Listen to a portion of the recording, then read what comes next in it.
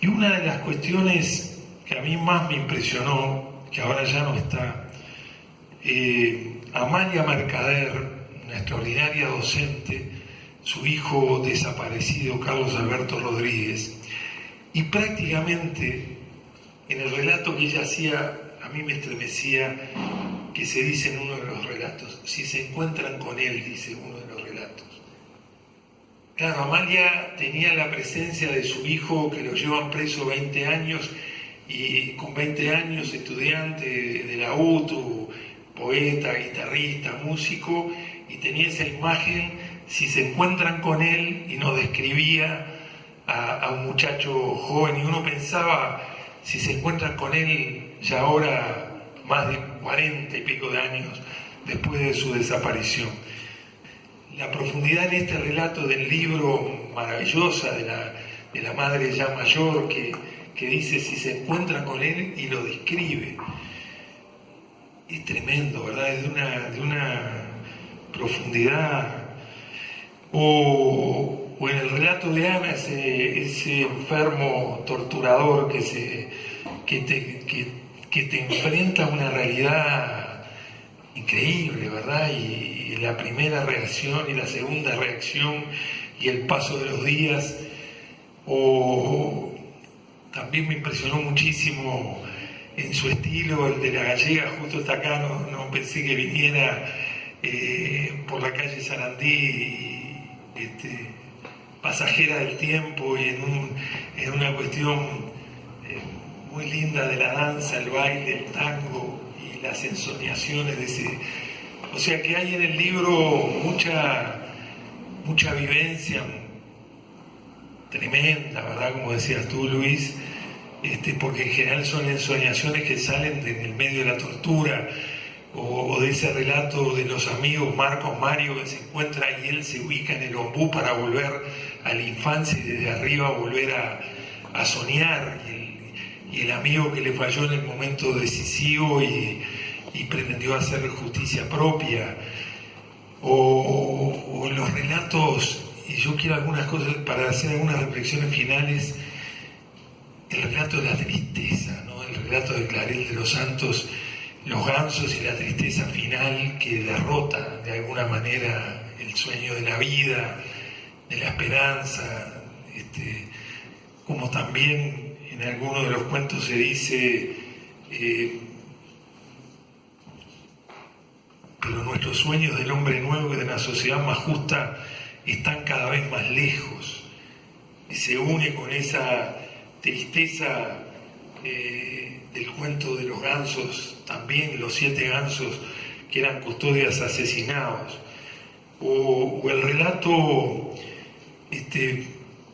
muy conmovedor de uno de los compañeros en la imprenta clandestina del partido, cómo se fueron sucediendo, y entonces uno ve lo que tú decías, cómo esa operación Morgan fracasó ante el heroísmo de muy humildes compañeros que su tarea era estar en la casa con sus hijos, cuidando la imprenta que estaba allá abajo, y cómo cruzan una de las, aquellas, ¿cómo se llamaban? Cuando los milicos desplegaban, no me sale ahora, racia, pero tenía otro nombre, en las pinzas, y cómo milagrosamente con la camioneta cargada de la carta del partido recién sacada de la imprenta clandestina, atraviesan, digo, cada una de esas cuestiones era y es necesario contarlas, porque, como tú bien decías, Luis, ese heroísmo que se sublima en esta sociedad del consumo, acá está verdaderamente la construcción y el valor. No es que estuviera lejos el hombre nuevo, ahí estaba el hombre nuevo, ahí estaba el hombre nuevo que despegaba todo.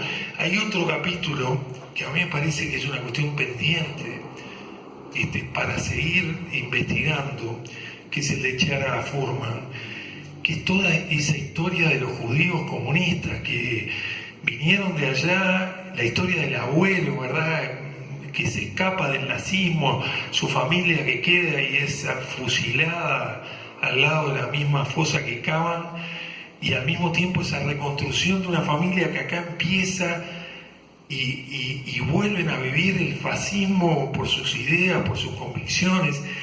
Es muy estremecedor cuando la nieta, que lleva su mismo nombre, Rebeca, le pregunta: ¿y por qué a uno lo mataron, a otros no? Entonces, yo saludo este libro. Al final, el relato de, acá está Javier, de la hija de Oscar, de Karina, también.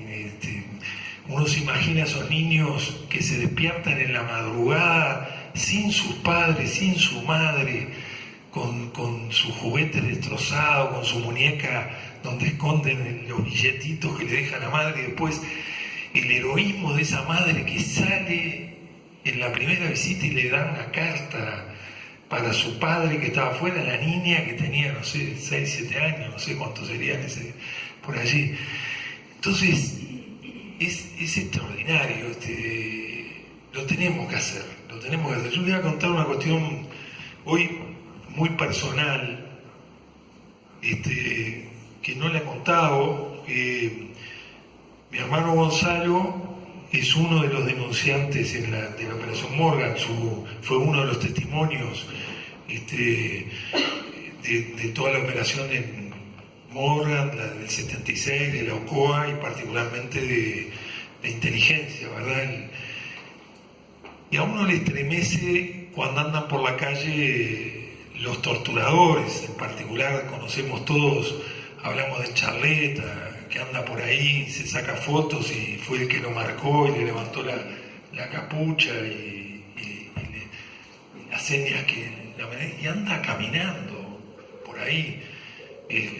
Por eso esta construcción. Y lo que quiero contar, que con mi hermano Gonzalo, con el cual hablábamos todos los días, hasta el último día de su vida, todos los días, de mañana, de tarde, de noche, nunca nos contó esos días. Lo sabemos por sus compañeros, ahí en Maldonado, lo que fue el tormento cuando él intenta fugarse, bueno, el cartel que le pusieron de frágil. Y solo, muy alegremente, muy serenamente, como vivió hasta el final, cuando se hizo el diagnóstico de lo que tenía, dijo: yo serenamente les dijo a los hijos de a nosotros, mis hijos, y a nosotros: yo viví esto, que es lo que muchos de ustedes relatan, ¿verdad? Ese querer escaparse hacia perder la referencia de la vida. Hay relatos aquí en el libro que los compañeros y las compañeras dicen: estaba deseando que hay uno que, como vos decías, o que el diablo, o que Dios, o con quien miércoles fuera, me llevara de este mundo, porque era esa sensación de querer irse de una humillación, de una cuestión tan dura, tan terrible, tan al límite. Son héroes también en esa resistencia al límite, y los relatos, como también los relatos de amor en medio, que son en definitiva relatos de amor en medio de todas estas circunstancias muy profundas. A mí me conmueve el relato de Daniel, cuando cruza, sentado en el entrevelo, cruza la calle y ve una morocha, el pelado, y la ve tan linda, y la compañera le dice: bienvenido, compañero. Son cosas realmente muy estremecedoras, muy necesarias. Y para terminar, yo creo que las voces de la memoria y de la justicia no nos alejan del hombre nuevo, al contrario, nos acercan. También dice Hoffman, nos han sacado las palabras, no solo la memoria, nos sacan las palabras. Este mundo del imperialismo, del capitalismo, nos niega el hablar de socialismo, de una nueva sociedad, una sociedad solidaria. a propósito de los 100 años de la Revolución de Octubre, una española que la analiza muy bien, ella analiza, a principios del siglo XX, acá hubo una revolución social con una hegemonía de construcción cultural, con el proletariado, pero que en definitiva mostraba que más allá del hombre y las circunstancias y el aislamiento en que se produce aquella revolución rusa, hubo una revolución que cambió la faz de la tierra. Después vino todos los avatares que vinieron, pero fue posible. Y ella dice, hablemos de octubre. Claro, hay que hablar de octubre para ver a principios del siglo XX y gran parte del siglo XX y lo que fue el rol de la mujer y lo que fue el rol de la resistencia y lo que fue el rol del enfrentamiento al nazismo que salvó prácticamente en el heroísmo de millones y millones de soviéticos a la humanidad. Entonces, hablemos de lo que nos pasó, hagamos memoria, acerquemos la verdad, acerquemos la justicia, peleemos contra la impunidad. El martes, se votó por unanimidad en el Senado la ley de los sitios de la memoria. Una ley que fue trabajada por todas las organizaciones, la Institución de Derechos Humanos, el Museo de la Memoria, Hacer Paz, Crisol, bueno, todas las organizaciones, con los antecedentes que la gallega sabe bien en Montevideo, de la seña de identidad, y en el interior del país, acá en Canelón, Ságora, Mercedes, Soriano, Durano, 33, Rocha, donde los pueblos se van apropiando de esa historia y la van expresando. Lo que contábamos de Santa Lucía es que los pueblos se apropian, se expresan lo que fue la Tablada, lo que fue la Carlos Neri, o lo que fue cuando se puso en el 300 Carlos. Entonces, apropiándose de esa historia, de la memoria, de la verdad, esta ley lo que busca es eso, es un producto colectivo, de un esfuerzo colectivo de todas las organizaciones que durante 2 años se reunieron, trabajaron, elaboraron, produjeron. Bueno, ahí está. Pero lo importante, y eso es una buena noticia, es una muy buena noticia este libro, y a mí me parece que vale la pena. Yo traje, para terminar, lo de Benedetti: el día o la noche en que el olvido estalle, salte en pedazos o crepite, los recuerdos atroces y los de maravilla quebrarán los garrotes de fuego, arrastrarán por fin la verdad por el mundo, y esa verdad será que no hay olvido. Así que muchísimas gracias por lo que han hecho. Gracias.